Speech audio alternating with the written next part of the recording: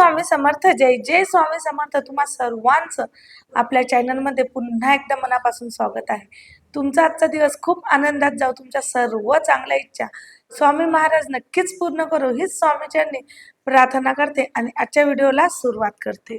तर आजच्या व्हिडिओमध्ये मी तुम्हाला अतिशय महत्त्वाची माहिती सांगणार आहे की जर आपण परेशानीमध्ये अटकलो किंवा खूप संकट आले तर आपल्याला कुठल्या मंत्राचा एक जप करायचा आहे. आणि खरंच हा मंत्राचा जप जर तुम्ही नित्य नियमाने रोज जरी केला ना तरी तुमच्या आयुष्यामध्ये खूप सारे असे बदल घडून येतील.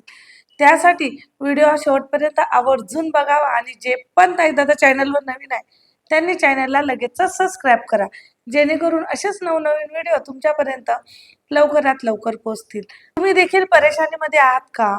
जसंच की तुमचं जर पैसा संबंधित काही प्रॉब्लेम असतील किंवा मग तुम्ही मेहनत खूप करत आहात, तुम्ही जेवढी पाहिजे ना त्याच्यापेक्षा डबल टिबलने तुम्ही मेहनत करत आहात, पण तुम्हाला जेवढं पाहिजे तेवढा पैसा मिळत नाही किंवा मग पैसा तर घरामध्ये येतोय पण पैसा घरात टिकत नाही, तुमची तिजोरी खाली आहे, पगार पुरेसा नाही आहे, तुमचं नोकरीमध्ये प्रमोशन होत नाही आहे किंवा इंटरव्ह्यूमध्ये जाता तिथं तुम्ही फेल होता, तुमच्या मागचंच कोणीतरी येऊन समोर सिलेक्शन होतं आणि तुमच्या अशा भरपूर अशा समस्या आहे. कधी कधी काय होतं ना, मेहनत आपली खूप असते पण जे पाहिजे ते फळ मिळत नाही. आणि एखाद्या वेळेस असं होतं ना, संकट जर यायचे असले ना तर चारही बाजूला संकट येतात, मग आपल्याला समजत नाही की यामधून बाहेर पडायचं कसं.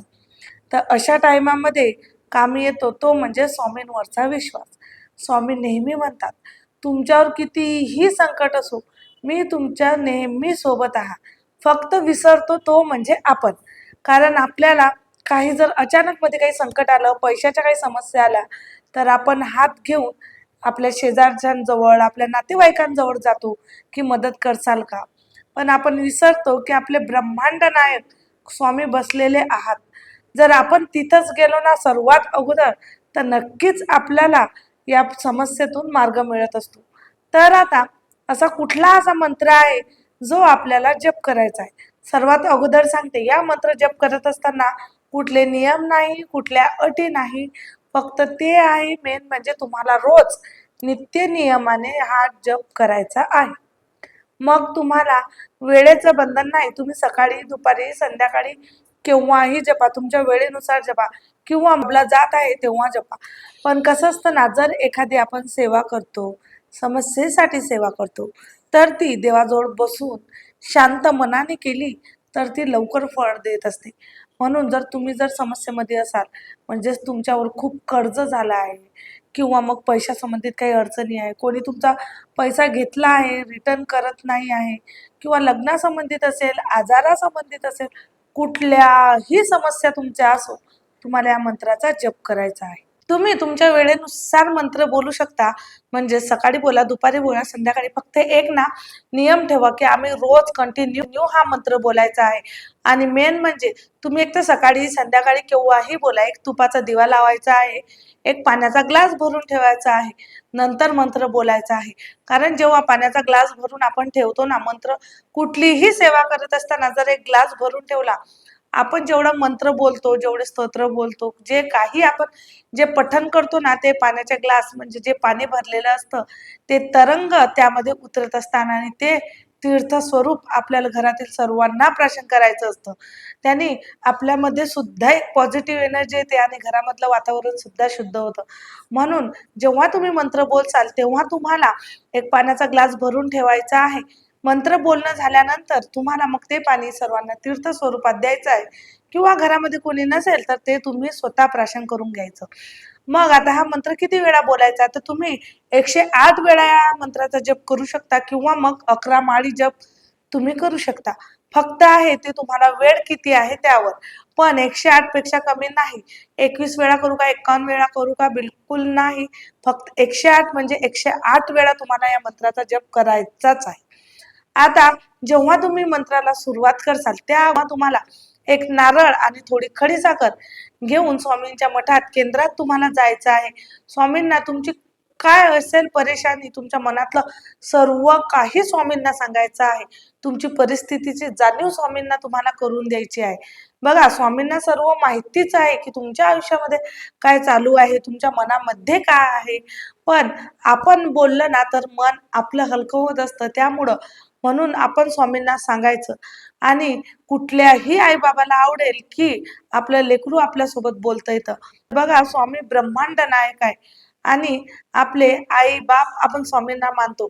तर जेवढं तुम्ही तुमच्या मनात जे काही असेल ते स्वामींना तुम्ही सांगायचं आहे. नारळ घेऊन जायचं, खडीसाखर घेऊन जायची आणि तुमच्या मनातले प्रत्येक प्रश्न स्वामींसमोर तुम्हाला मांडायचे आहे. कारण स्वामींना तर माहितीच आहे. तरी सुद्धा तुम्ही तुमच्या परिस्थितीची जाणीव, तुमच्या मनाची जाणीव स्वामींना करून द्यायची आहे. ते झाल्यानंतर घरी यायचं आहे आणि मंत्राला सुरुवात करायची आहे. ज्यांच्या इथं मठ, केंद्र जवळ नसेल त्यांनी घरातच स्वामींचा फोटो असेल, स्वामींची मूर्ती असेल, घरातच एक नारळ आणि थोडी खडीसाखर घरामध्येच तुम्हाला ठेवायचं आहे. स्वामींना प्रार्थना करायची आहे. हे स्वामी राया, आतापर्यंत जे काही माझ्यावर संकट आले आहे, जे काही मला परेशानी आहे ते दूर करा आणि आजपासून मी या मंत्राला सुरुवात करत आहोत. हे तुम्हाला प्रार्थना करायची आणि सुरुवात करायची आहे. मग हे मंत्र जेव्हा तुम्ही स्टार्ट केला तर तुम्हाला जर मासिक धर्म आला तर तेवढे 4 दिवस स्किप करा. नंतर 5व्या दिवसापासून कंटिन्यू करू शकता. जरी 4 दिवस तुम्ही स्किप केले तरी 4 दिवस तुम्ही मंत्र जाप बसल्या बसल्या करू शकता. फक्त एवढंच आहे, तुम्ही देवाजवळ बसून नाही करू शकत. अदर तुम्ही साईडला बसून मनातल्या मनात मंत्र बोलू शकता. कारण मानसपूजा ही तेवढीच श्रेष्ठ मानल्या जाते. तर तुम्हाला 4 दिवस साईडला बसा, तुम्ही मंत्र जाप करा. सुतक विटाळ आलं तरी मंत्र थांबता कामा नाही. तुम्ही साईडला बसून मंत्र जाप करू शकता. म्हणजेच तुम्ही सुतक विटाळ आलं तर तुम्ही माळ घेऊन नाही करू शकत, पण तुम्ही साईडला बसून मनातल्या मनात मंत्र जाप करूच शकता. पण मंत्र जाप आवर्जून तुम्हाला करायचा आहे. तर हा मंत्र कुठला आहे? अगदी साधा आणि सोपा स्वामींचा मंत्र आहे. ओम अक्कलकोट स्वामी समर्थाय नमः. ओम अक्कलकोट स्वामी समर्थाय नमः. ओम अक्कलकोट स्वामी समर्थाय नमः. हा अगदी साधा मंत्र आहे. हा मंत्र तुम्हाला 108 वेळा म्हणायचा आहे. मग मंत्र म्हणत असताना एकदम फास्ट फास्ट म्हणायचा नाही. ओम अक्कलकोट स्वामी समर्थाय नमः. ओम अक्कलकोट स्वामी समर्थाय नमः. या पद्धतीत न म्हणता एकदम हळूहळू, म्हणजे स्वामींना तुम्ही वेळ द्या तेव्हाच स्वामी तुम्हाला वेळ देतील. जेवढा स्वामींसाठी आपण वेळ काढतो ना, नक्कीच स्वामी आपल्यासाठी वेळ काढत असतात. तुम्ही हा मंत्र अगदी मनापासून पूर्ण श्रद्धेने जपायचा आहे. कारण चमत्कार तेव्हाच घडतो जेव्हा तुम्ही पूर्ण विश्वासाने स्वामींची सेवा करत असतात. स्वामी नेहमी म्हणत असतात, चमत्कार घडणं म्हणजेच काय? स्वामी चमत्कार करता असं नाही. तुमचा श्रद्धा, तुमचा विश्वास चमत्कार घडून आणत असतो. म्हणून जेव्हा मंत्राला सुरुवात करसाल ना, तर पूर्ण श्रद्धेने आणि पूर्ण विश्वासाने सुरुवात करा.